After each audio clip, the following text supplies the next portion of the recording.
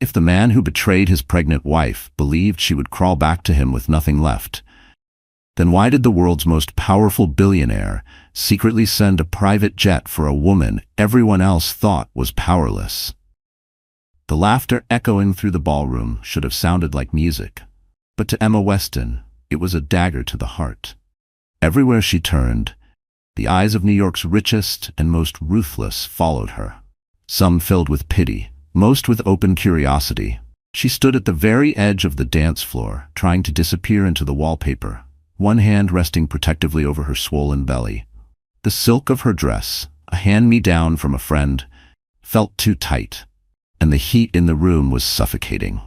The air was thick with the sense of money and Chanel No. 5, with laughter that was always a little too loud, and glances that were always a little too sharp.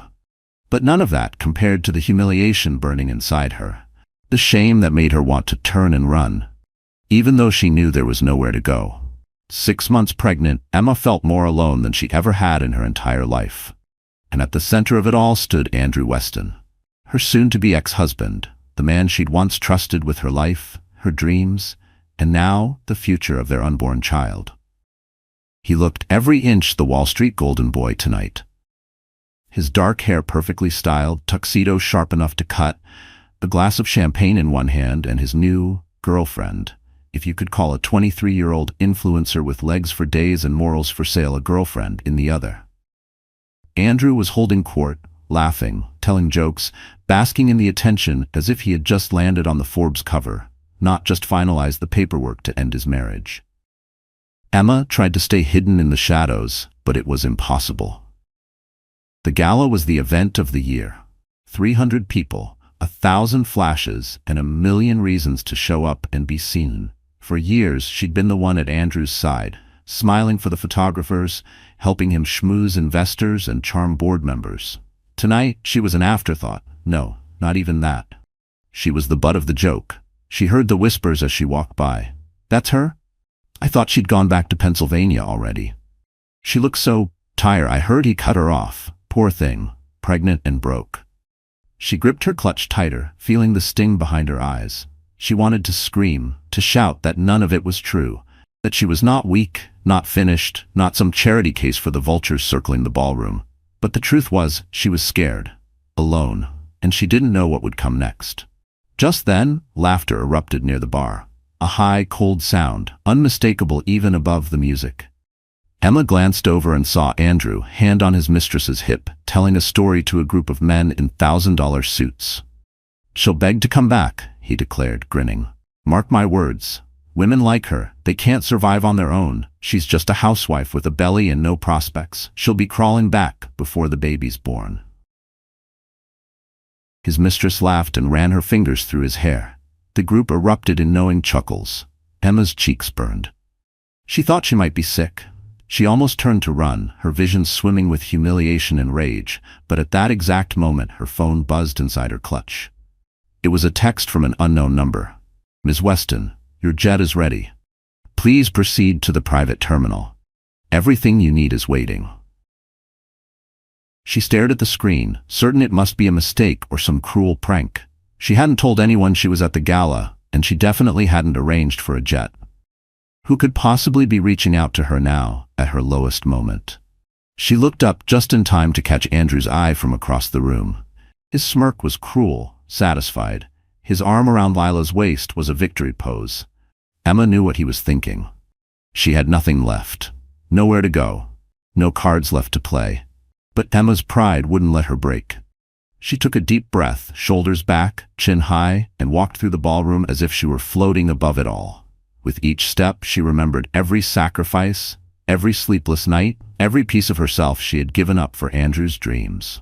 Tonight, she walked away from all of it. She walked past the staring eyes, past the sneers and the whispers, and didn't look back. Outside, the night was shockingly cold, the city lights smeared with rain. For a moment, Emma hesitated on the steps. She was scared. But somewhere deep inside her, a spark flickered. Maybe this was what freedom looked like. Maybe this was what starting over felt like. Her phone buzzed again. "Your driver is waiting. Terminal C. Ask for Mr. Gold." Emma took a shaky breath, wrapped her coat around her shoulders, and stepped out into the night. She was no longer the wife left behind at a party for someone else's future. She was a woman on the verge of becoming someone new. She clutched her belly, feeling the baby kick, a reminder that she was never truly alone. Back inside, Andrew didn't even notice she was gone. He toasted his friends, certain of his victory. "She'll be back," he said, as cameras flashed and the music swelled. "She's got nowhere else to go." He was wrong. In that moment, a jet waited for Emma Weston on the tarmac. A new beginning, a new world, and a secret about herself even she didn't fully understand. The joke was on him now, because tonight, Emma would become the story, and nothing would ever be the same. Emma Weston had always thought of herself as ordinary. Not plain, not simple. Just someone who never asked for much. Never tried to steal the spotlight. She'd been a bookworm as a child, happiest in the quiet corners of the school library or with her hands in the garden dirt at her parents' little farmhouse in rural Pennsylvania. Her life had always been about hard work, kindness, and the belief that good things came to people who kept going, even when things were tough. She never expected a life like the one she found with Andrew. He was dazzling from the start. Smart, witty, handsome in a classic old Hollywood way.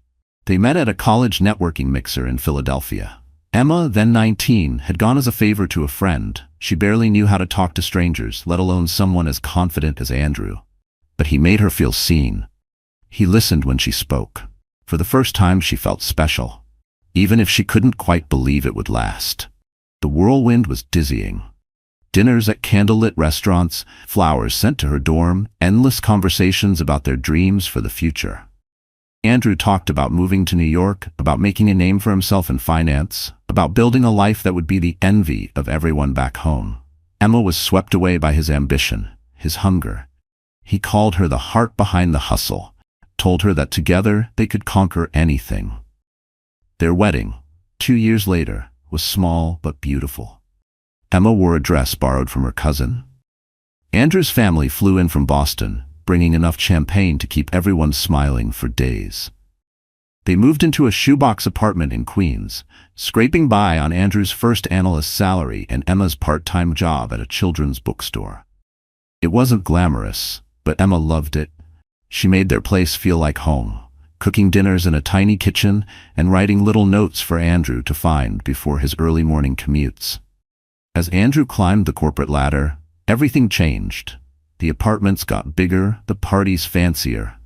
Emma learned how to navigate society events, how to smile and shake hands, how to keep quiet about the loneliness creeping in around the edges. Andrew's hours grew longer, his promises more fleeting. Emma poured herself into their home, organizing charity drives, volunteering, and waiting up at night for him to come home. She believed that being supportive was what a good wife did. She had always imagined herself as a mother. She pictured a life filled with little footsteps, bedtime stories, and laughter echoing through sunlit rooms. When she found out she was pregnant, it felt like her whole world had snapped back into color. Andrew had seemed happy at first. He hugged her tightly, told her this was the next step for their legacy. For a brief moment, Emma let herself believe that their family was coming together, that the distance between them would finally shrink. But with every week that passed, Andrew's attention wandered further away. He was always working, always traveling, always just out of reach. When Emma tried to talk to him, to tell him about her fears or her hopes for their child, he brushed her off with a distracted kiss or a quick promise to make it up to her. The man who once told her she was his whole world now barely seemed to notice when she was in the room. And then there were the secrets. The late-night texts, the unexplained charges, the cold, dismissive attitude whenever she asked questions. Emma found herself shrinking, trying to take up less and less space. She thought if she was quieter, more understanding, less demanding, Andrew would come back to her. She tried to be the perfect wife, hosting dinner parties, keeping up appearances, making excuses for him to friends and family who started to notice the cracks. It was the day she found a lipstick-stained napkin in his jacket pocket that everything changed. It wasn't hers.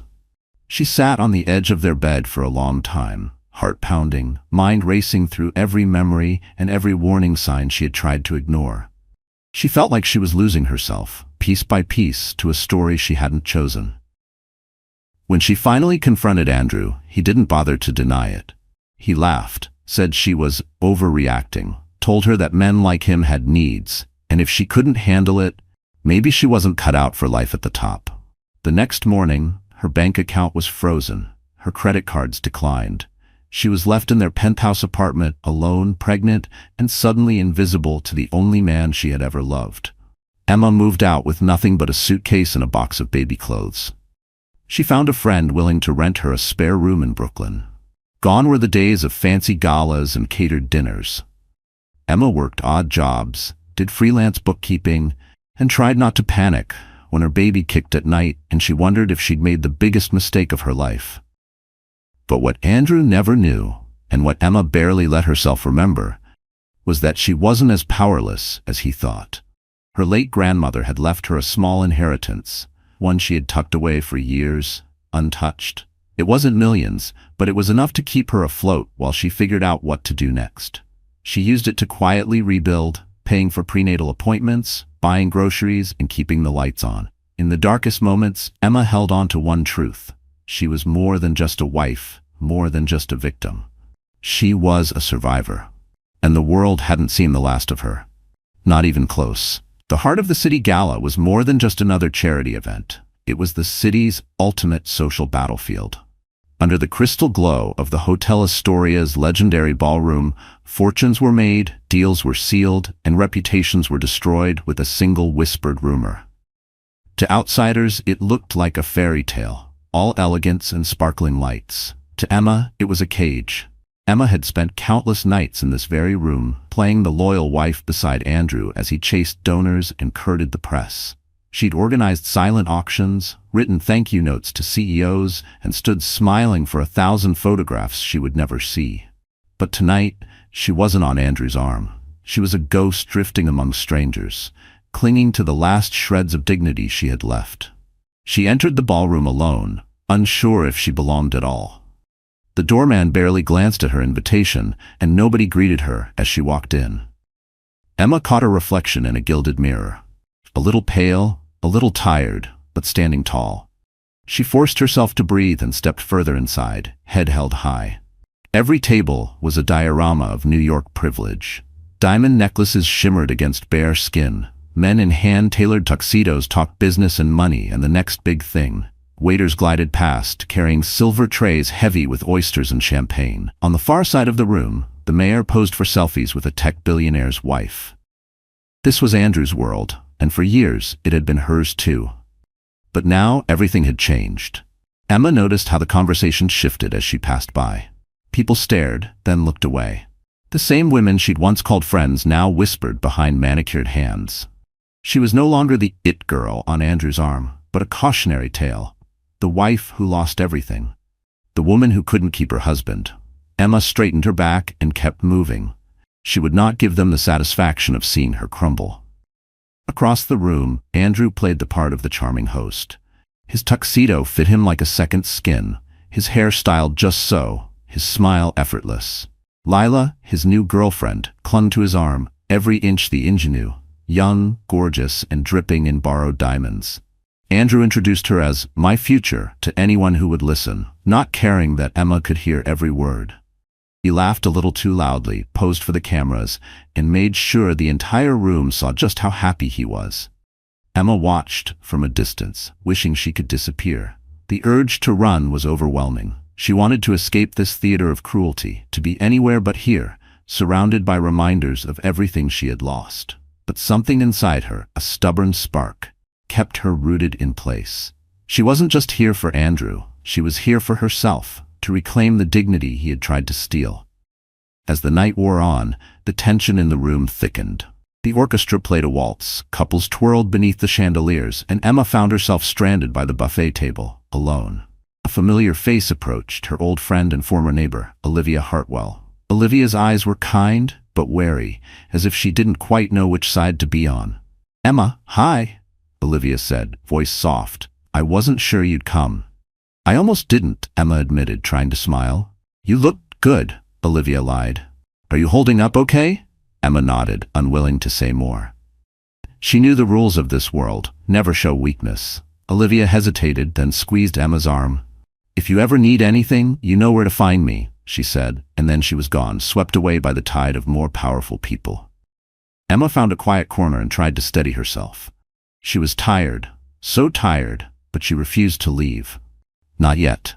She let her gaze wander across the ballroom, landing once more on Andrew and Lila, now surrounded by cameras and reporters. Andrew caught her eye for a split second. There was no apology in his gaze, only smug satisfaction, as if he had won and she was just another piece of collateral damage. That was when Emma heard the laughter. Loud, unmistakable, and meant for her.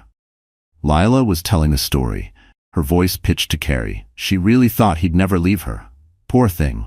I mean, look at her, she's barely holding it together. The circle of people around them laughed, not even bothering to hide it. Emma's cheeks burned. The humiliation was almost too much. For a moment, she swayed on her feet, dizzy with rage and hurt. She pressed her hand to her stomach and closed her eyes, reminding herself to breathe. The baby kicked, a flutter of hope in the darkness. Suddenly, the world shifted. Emma realized she had nothing left to lose. She was already the subject of gossip. She was already outcast. But she was still standing. No matter what Andrew or Lila said, she was not defeated. In that instant, she felt something inside her harden, resolve, not bitterness. She would not let them write her story. As midnight approached, Emma checked her phone. The mysterious message was still there. "Your jet is ready. Terminal C. Ask for Mr. Gold." It was crazy, it was reckless, but it was hers.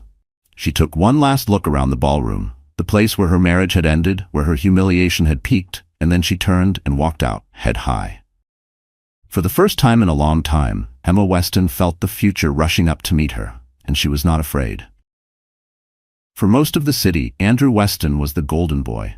Ambitious, clever, charming in that effortless, old-money way. People trusted his handshakes and followed his advice. They called him a visionary, a leader, a family man. He cultivated the perfect image, never letting anyone see the shadows lurking just behind his polished smile. But the man Emma had once married was gone.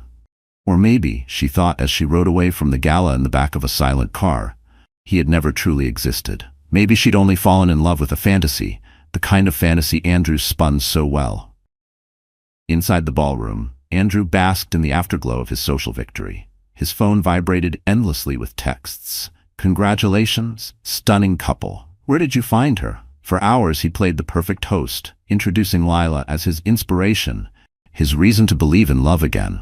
She giggled on cue, holding his hand as if she were afraid he might float away. Lila Monroe was nothing if not ambitious. She'd grown up in Miami, one of 3 daughters in a house where beauty was a weapon and ambition was currency.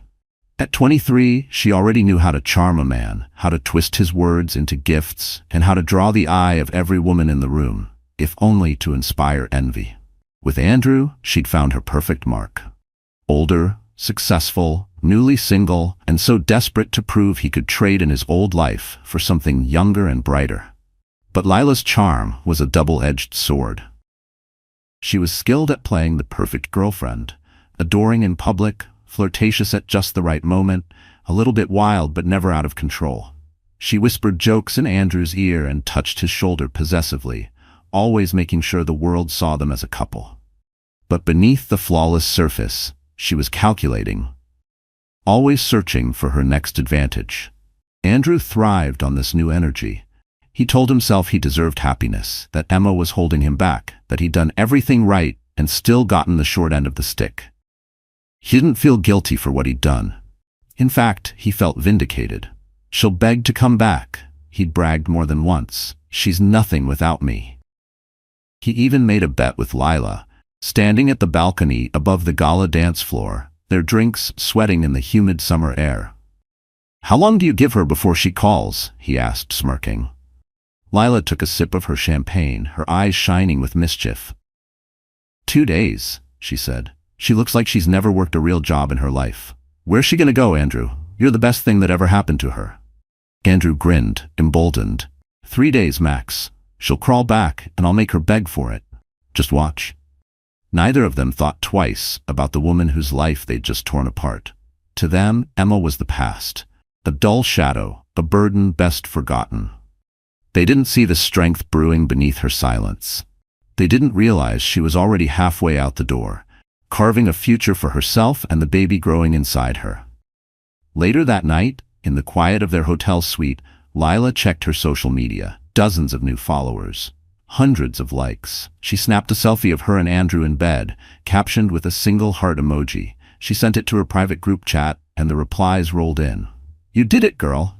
That's the Weston's penthouse, right? OMG, you're really living her life."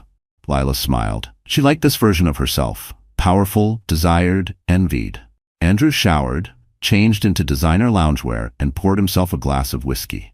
He was already planning his next move. He imagined the headlines, "Weston reinvented." His tragic divorce would be spun into a redemption story, a man who'd found happiness after heartbreak, who'd traded up for a life more exciting.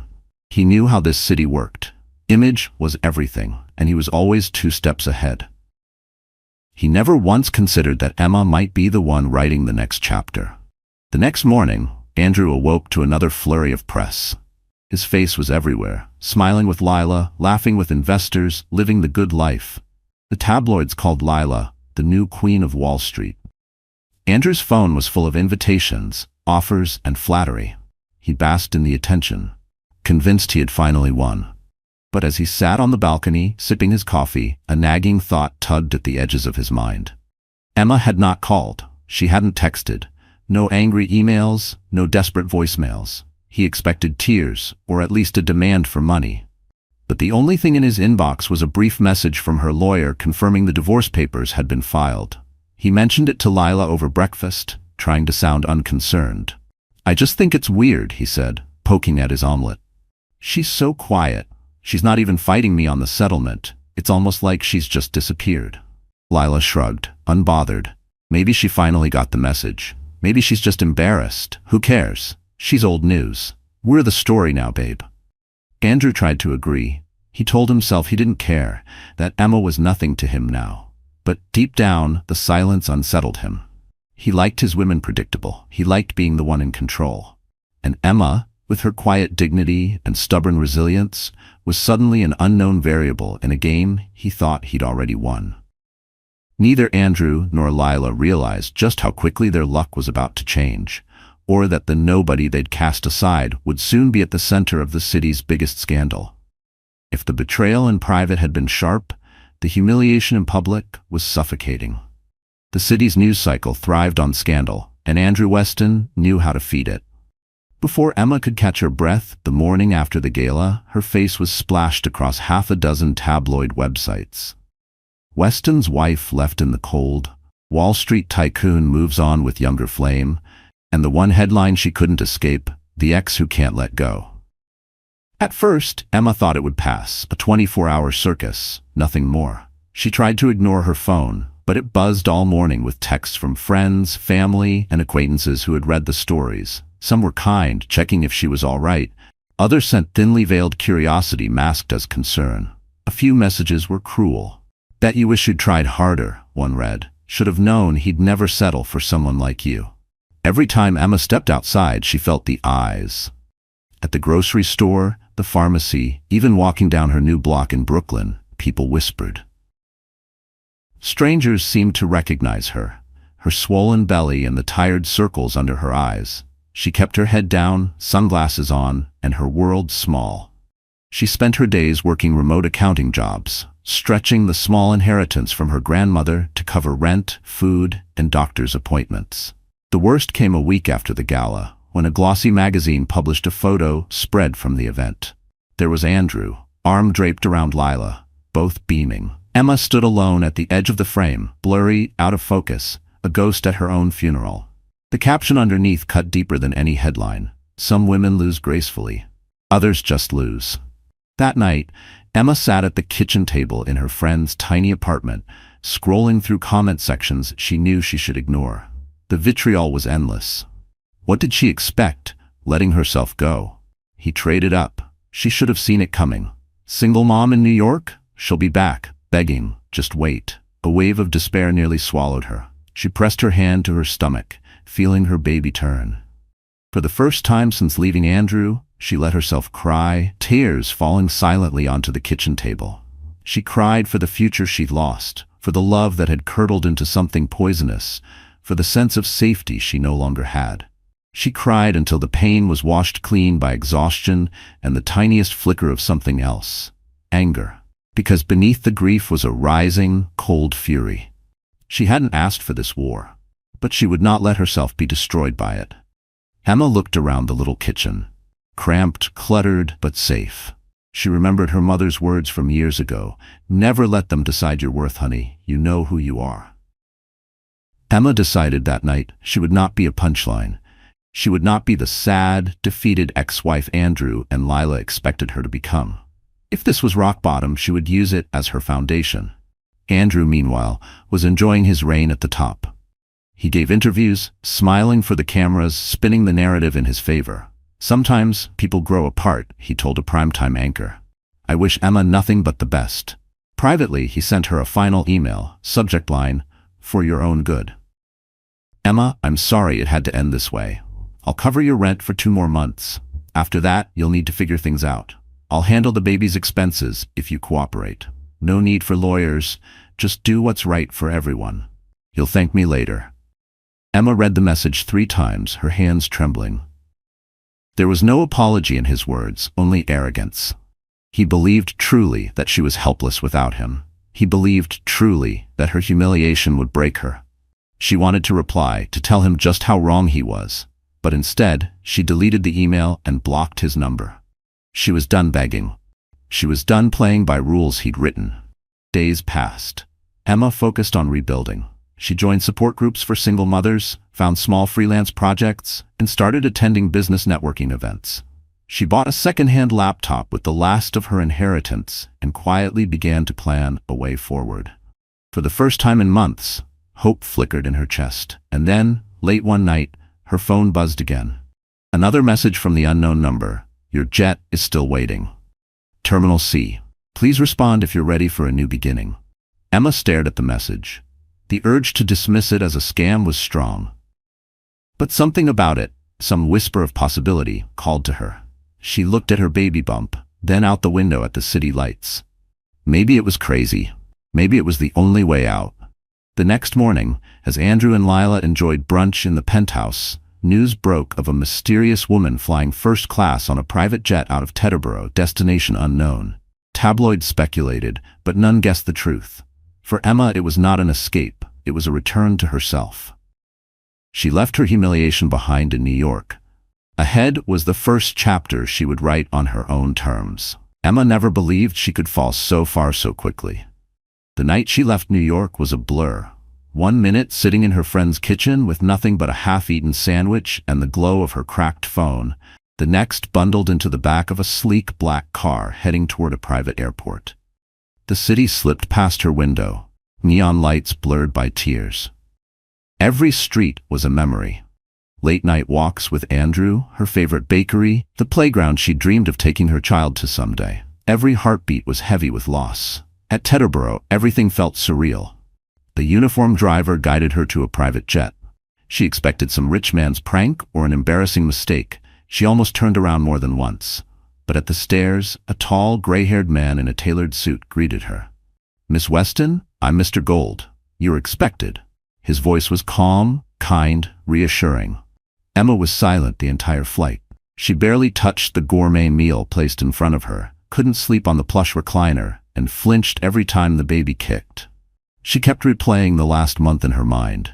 Andrew's betrayal, the whispers at the gala, her own face in the tabloids, the emails, the texts, the shame. It felt like her identity was slipping through her fingers.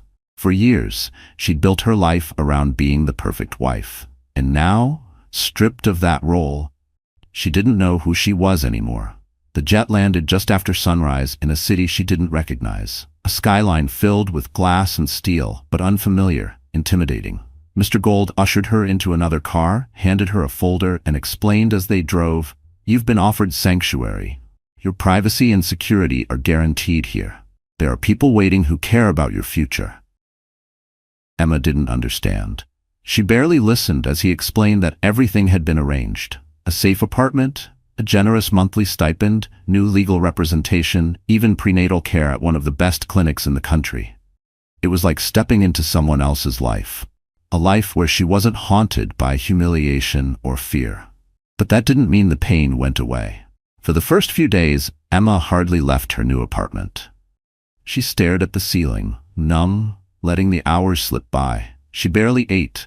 She scrolled through old photos, sometimes bursting into tears at the sight of herself smiling with Andrew, with friends, at baby shower gifts she would never open. She was haunted by doubt. Was this her fault? Had she been too naive, too trusting? Was she destined to fail on her own?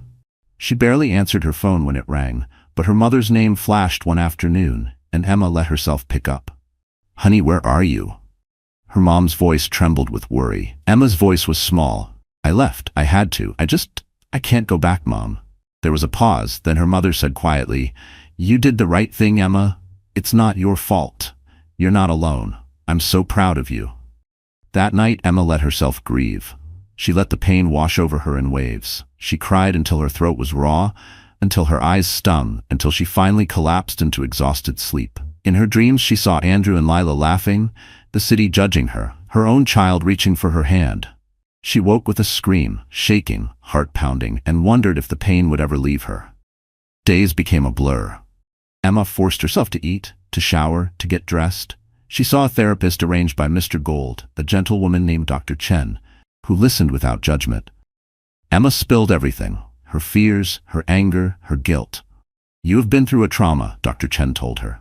"It's okay to not be okay. You're allowed to fall apart. The important thing is that you're still here." But it wasn't easy.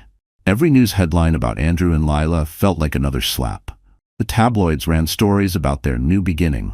A glossy feature appeared, photos of Lila on Andrew's arm, dressed in Emma's old jewelry, lounging in Emma's old home.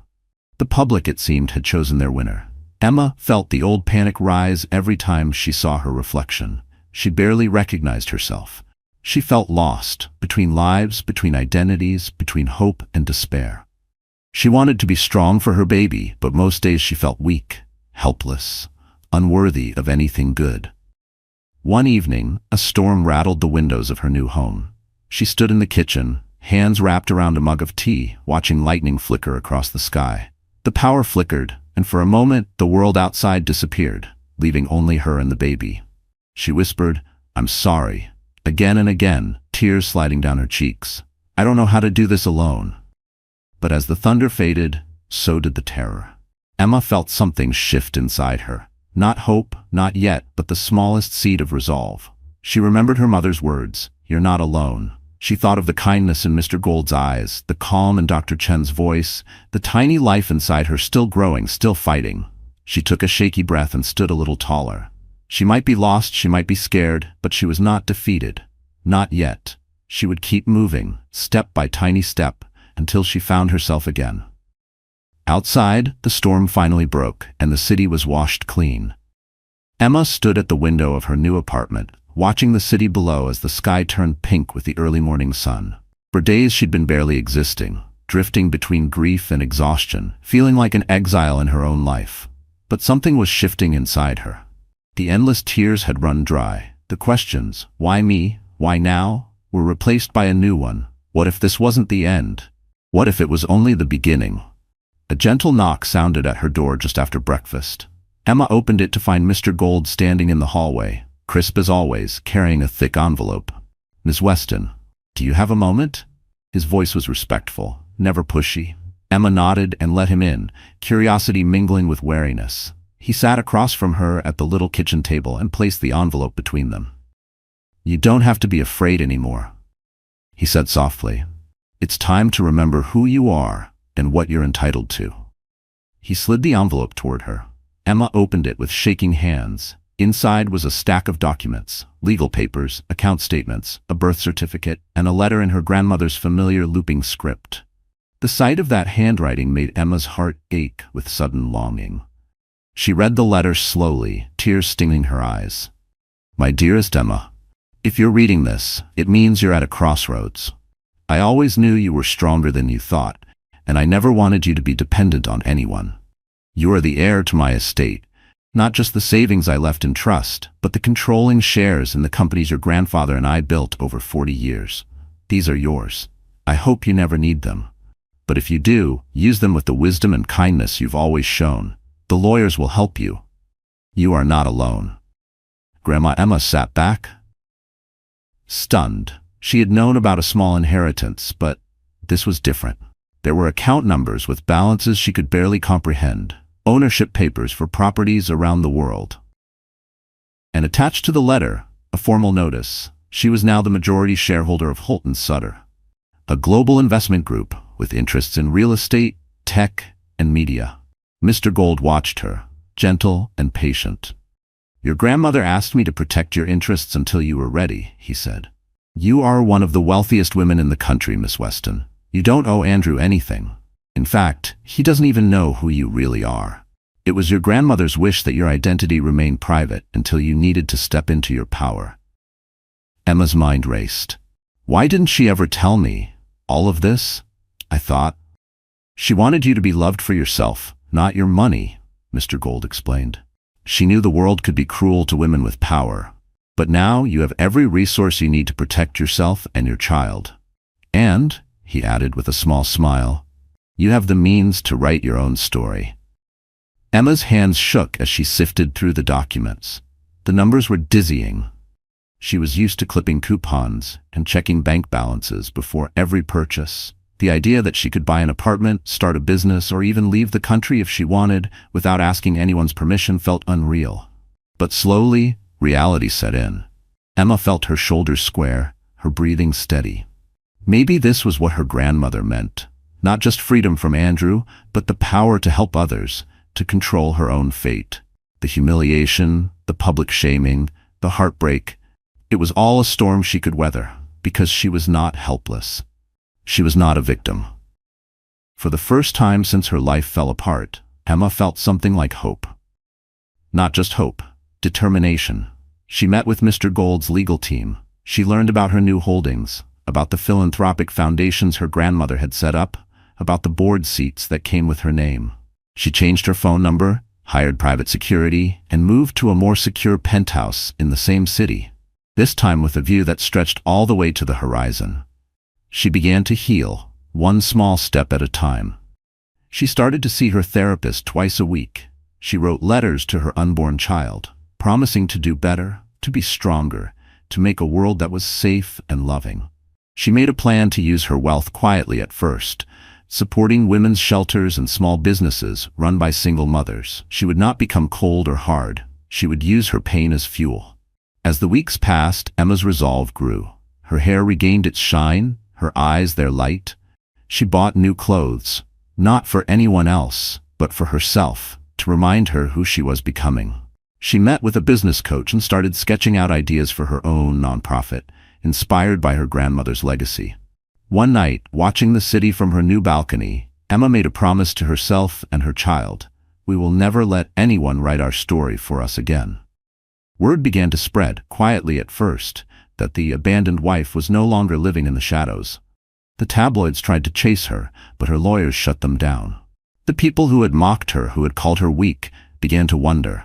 Had they underestimated Emma Weston? The answer was yes. And her ex-husband was about to learn that the woman he'd discarded was not just surviving, she was about to take back everything and more. Emma Weston's transformation didn't happen overnight. Healing never does. For weeks, she was up before dawn, pacing her new penthouse apartment with a sense of purpose she'd almost forgotten she could feel. The pain of betrayal and public shaming still lingered, but it was no longer the center of her story. She was writing a new narrative now, one where she was the author, not the victim. She started each day with quiet rituals that grounded her. Hot tea by the window, gentle yoga, a journal where she scribbled hopes, fears, and fierce affirmations. "You are not small. You are not powerless." She said it out loud until her voice stopped trembling. She bought herself fresh flowers and arranged them in every room. No one was coming to rescue her, but she didn't need to be rescued anymore. The transformation was as much internal as external. Emma hired a stylist, not to impress anyone, but to help her rediscover what made her feel beautiful and strong. Out went the drab, supportive wife wardrobe. In came bold colors, crisp tailoring, clothes that celebrated her changing body and the life she carried. She cut her hair into a sleek bob, a visible line between her old life and the one she was claiming. The first time she looked in the mirror afterward, she almost didn't recognize herself. She smiled, a real smile. Emma's newfound power radiated into everything she did. She started joining networking groups under her own name, not Andrew's. When she walked into business meetings, she was met with surprise, sometimes even skepticism. After all, they'd seen the headlines, heard the gossip. But Emma didn't flinch. She let her ideas speak for themselves. When board members questioned her vision, she countered with hard numbers, calm confidence, and the authority that came from being the company's majority shareholder. She was no longer asking for a seat at the table. She was leading the meeting. The people who'd once dismissed her, the women who whispered at galas, and the men who joked at her expense, began to pay attention. It wasn't just the money or the power. It was the way she carried herself, unapologetic, kind, and unbreakable. She wasn't interested in revenge for its own sake, but she was determined to use her resources to make real change. Emma's first major project was the launch of her nonprofit, Hope Rising Foundation, dedicated to helping women and children escape domestic abuse and rebuild their lives. She poured her energy into creating programs for job training, affordable childcare, and legal aid. Every press release, every fundraiser, every interview, she made sure the story was not about her ex-husband or her humiliation, but about the women she aimed to empower. Behind the scenes, Emma was quietly buying back control of properties Andrew had tried to sell off during their marriage. She met with lawyers and accountants, untangling the financial mess he'd left behind. Every victory, no matter how small, felt like reclaiming a piece of her dignity. She worked with her grandmother's advisors to restructure the family's business holdings so she could protect them and her child for generations to come. As her due date approached, Emma took time to rest and prepare for motherhood. But she didn't hide. She attended industry galas and charity balls, no longer clinging to the shadows. The first time she arrived at a high-profile event alone, wearing a midnight blue gown that hugged her pregnant belly and a pair of vintage diamond earrings, the cameras didn't know where to look. The same photographers who once pitied her now clamored for a shot. Inside the ballroom, whispers turned to awe. Emma was no longer the abandoned wife. She was a force, calm, radiant, and unmistakably in control.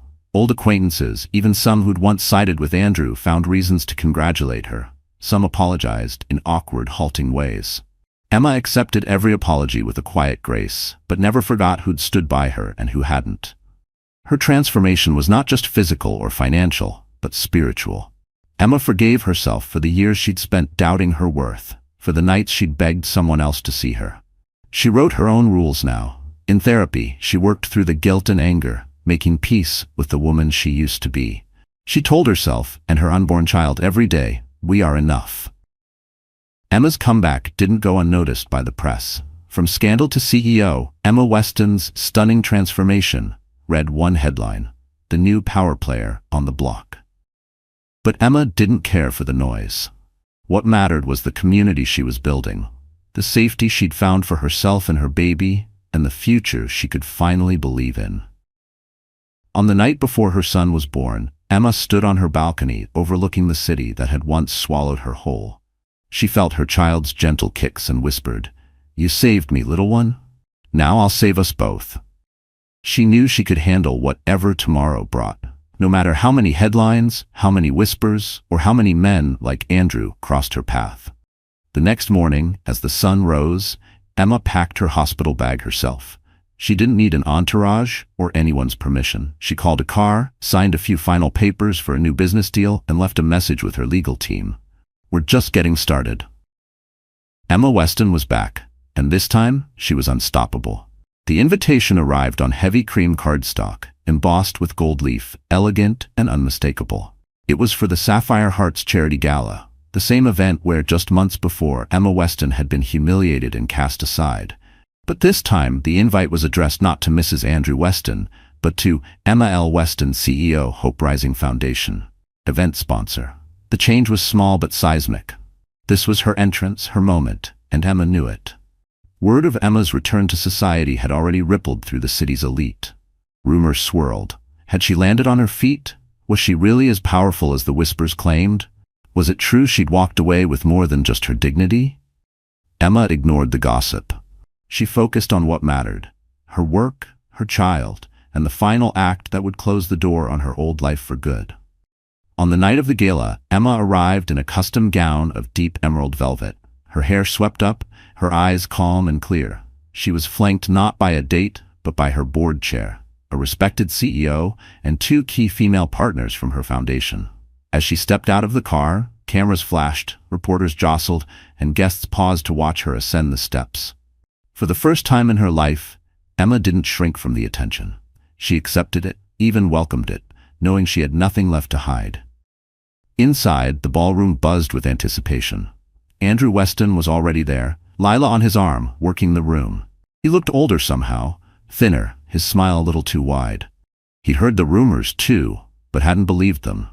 Not really. He still expected Emma to be the woman he'd left behind, timid, apologetic, alone. When Emma entered, the orchestra fell silent for a beat. Conversations stopped. All eyes shifted to her. The event organizer rushed forward, nearly breathless, and announced, "Ladies and gentlemen, please welcome tonight's lead sponsor, Emma Weston." The room erupted in applause, not out of pity, but respect. Emma walked the room with her head high. People reached out to shake her hand, to congratulate her on Hope Rising's rapid success, to compliment her on her courage. Some who'd shunned her before tried to reconnect. Others simply stared, stunned by the change. She was no longer the story's victim. She was its author. Andrew tried to approach her, but security, hired by Emma's team, intervened with smooth professionalism. "Miss Weston is occupied at the moment, Mr. Weston. Perhaps you can request a meeting through her office." The dismissal was public and deliberate. Andrew flushed, his composure faltering. Lila looked Emma up and down, eyes sharp, searching for any weakness. She found none. Emma met her gaze with calm indifference, then turned her attention back to her conversation with the senator's wife about a new citywide education initiative. Lila, feeling invisible, excused herself and disappeared into the crowd. As dinner was served, Emma took her seat at the head table. When the evening's program began, the MC introduced her for the keynote address. Emma stood, her presence commanding, and the room quieted. She spoke not of her personal story, but of her foundation's work, of single mothers given second chances, of children finding safety and hope, of building something lasting out of loss. She spoke with quiet conviction and humor, never mentioning Andrew or Lila by name, but everyone in the room knew the subtext. This was a woman who had been broken and rebuilt herself into something unbreakable. The standing ovation at the end of her speech was thunderous. Emma smiled, thanked the crowd, and stepped aside for the auction, the night's real purpose: raising millions for women in need. As the evening wore on, Emma took a private moment on the balcony, gazing out at the city skyline. She was joined by the board chair, who handed her a glass of sparkling water and said, "You did it, Emma. You changed the story." Inside, Andrew's world was crumbling. The deals he'd counted on were slipping away. Investors who once called him a genius now wanted meetings with Emma instead. Even Lila seemed distant, sensing his fall from grace. For the first time, Andrew was no longer the room's center of gravity. He was just another man, watching a woman he'd underestimated take back the spotlight. Before she left, Emma made her way past Andrew. He tried to catch her attention, desperation creeping into his voice. "Emma, can we talk? Just for a minute." She paused, looked him in the eye, and said with quiet finality, "There's nothing left to say, Andrew. Good luck." Her voice was kind, but unyielding. She walked away, leaving him behind, and was soon surrounded by allies and friends, her laughter ringing clear and bright above the music. The night ended with Hope Rising surpassing its fundraising goal, and Emma's name on everyone's lips, not as a tragedy but as a force for good. As she stepped into her car, she glanced back at the glowing ballroom. The chapter was closed. Her revenge was not cruel or loud. It was simply living well, loving her child, and making a difference. Emma Weston had reclaimed her life, her legacy, and her story. And she did it in full view of the world. The city that once swallowed her whole was now Emma Weston's kingdom. As the sun rose over the skyline, the world outside seemed fresh and full of promise. Emma stood in her penthouse nursery, holding her newborn son against her chest, watching the dawn break through the floor-to-ceiling windows. The baby slept peacefully, his tiny fingers curled around hers, each breath a gentle assurance that life could begin again, no matter how brutally it was once interrupted. She had come so far from the woman who had been humiliated and cast aside. In those first desperate days, she couldn't imagine ever feeling safe, much less powerful. But as she cradled her child, Emma knew she was more than a survivor. She was a builder, a creator, a mother, and a leader. She'd taken every wound and transformed it into strength. She'd used her pain as a map, not a prison. Her journey had become a legend in the city. Magazines, podcasts, and social media feeds were flooded with stories of her transformation. Not the salacious gossip that once haunted her, but articles on her foundation's successes, interviews where she spoke honestly about heartbreak, motherhood, and resilience. Women wrote to her by the hundreds, sharing their own struggles and thanking her for making them feel seen. "You showed me it's never too late," one message read. "If you can rise, so can I." Emma answered every letter she could. She hosted small gatherings at Hope Rising's headquarters, bringing together women who'd survived abuse, betrayal, and abandonment. In each story she heard, she saw pieces of her old self, frightened, uncertain, desperate for a lifeline. She reminded every woman who came through her doors, "You are not broken. You are not alone. No one gets to decide your worth but you." She became a mentor, a role model, and a quiet force for change. She was invited to speak at universities, business forums, and women's leadership summits. Her message was always the same: strength isn't found in never falling, but in rising after every fall. Power, she said, is not about controlling others, but about choosing your own story when others want to write it for you. One crisp autumn evening, Emma hosted a gala at the same hotel where her public humiliation began. But now, every detail of the event carried her signature. The centerpieces were designed by local survivors, the dinner was catered by a women-owned business, and the guest list was filled with people who believed in second chances. When Emma took the stage, she looked into the sea of faces, remembering her own journey from invisibility to influence. She told her story, not for pity but for hope. She spoke of loss, but also of the courage it took to rebuild. "I was left for dead by the man who promised to love me," she said. "But I was never truly lost. I just hadn't found my voice yet." The room fell silent, hanging on her every word. "If you remember nothing else, remember this. You are never powerless as long as you have your truth. There is no shame in starting over. There is only strength in refusing to stay silent." The applause was thunderous, but Emma didn't measure her impact by standing ovations. It was in the faces of the women who hugged her after the speech, in the phone calls from girls who dreamed bigger because of her, in the knowledge that her son would grow up seeing his mother as a champion, not a casualty. Andrew Weston's name faded from the headlines, replaced by stories of his missteps, his lost deals, his eventual obscurity. Sometimes Emma felt a pang of sorrow for the man he once was, but never regret. She wished him well from afar, but her life was no longer shadowed by his choices. She had outgrown that chapter. He had become the cautionary tale, not her. Emma's life was not perfect. There were still lonely nights, moments of doubt, and scars that ached when the world was too quiet. But now she had tools: her community, her son, her foundation, and her own belief in herself. She wasn't fearless, but she was unstoppable. She had learned to set boundaries, to trust her instincts, and to lead with both compassion and clarity. As the years passed, Emma watched Hope Rising become a national movement. Women across the country opened chapters, creating safe havens and opportunity networks in small towns and big cities alike. Survivors became leaders. Children grew up believing in happy endings that didn't require a prince or a rescue, just courage, hard work, and love. Emma never forgot the warning her own story gave to the world: never underestimate a woman pushed to the edge. Never assume her silence means surrender. Behind every quiet strength there is a fire waiting to rise. She spoke it into the world, again and again, as both a promise and a challenge. To every woman who's been told she's replaceable, powerless, or alone, stand up. Your comeback will write the ending. One evening, as city lights glittered and her son giggled in her lap, Emma Weston looked at the world she'd built and smiled. Hers was not a fairy tale. It was something better, a victory earned every day, by never giving up. So the story has ended. And my wonderful friends, Are you still here with me right now? If you're listening until this very moment, I know there must be something in Emma's journey that speaks to your own heart. Maybe you felt betrayed, underestimated, or lost, just like her. But here's the real message. No matter how deeply you fall, you can rise again.